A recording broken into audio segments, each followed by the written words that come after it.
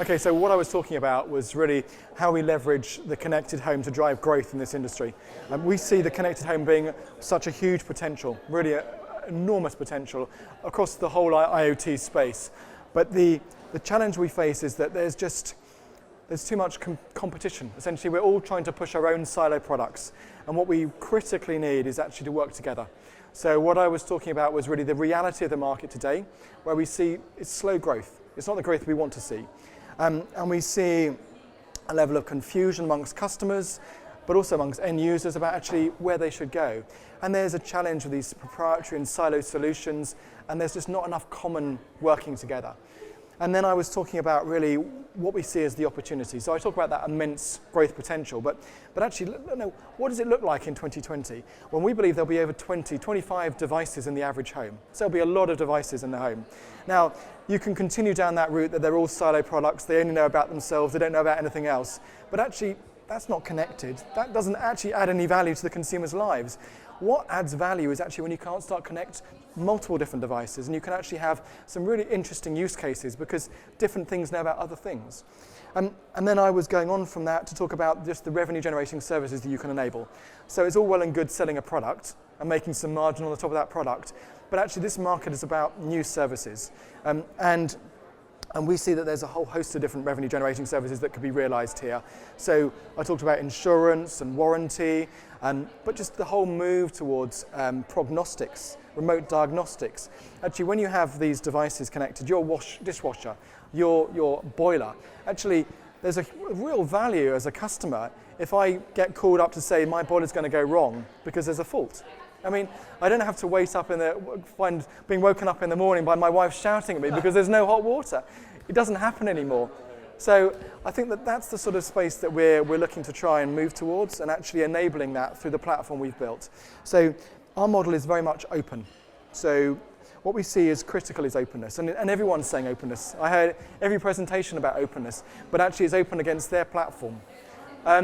Now, what we're trying to do is we've deployed an industry standard, so we've used OSGI, it's all Java-based, and we've also deployed something called Eclipse, which is basically an open source software foundation.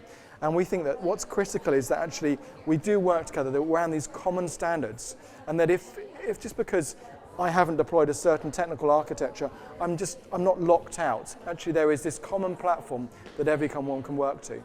And I think that we need to make sure that we are supporting developers. We're supporting not just manufacturers, but also service platforms. And so the architecture we've built is basically like a plug strip.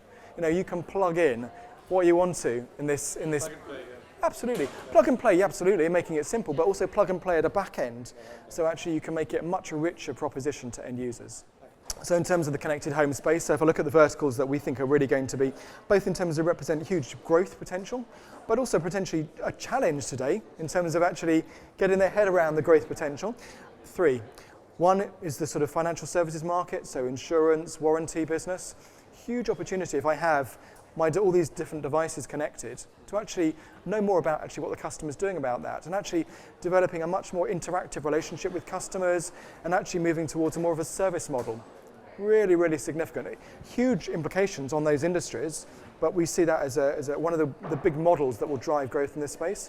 The second area is around manufacture. We think that this market is going to increasingly move to almost a service subscription. So actually, the customer will subscribe to a washing machine service, not actually just buy that one Bosch washing machine every 10 years, but actually I have a washing service from them. And that could include consumables as well.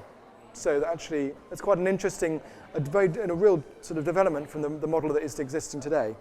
The third area, and obviously, will be the retail, the key channel to market. But actually, I think the retailers will actually play a part in moving towards those new models. So that service model of buying a washing machine service or a warranty service that actually ensures that you've maintained that washing machine and you're actually engaging the customer much more sort of deeply.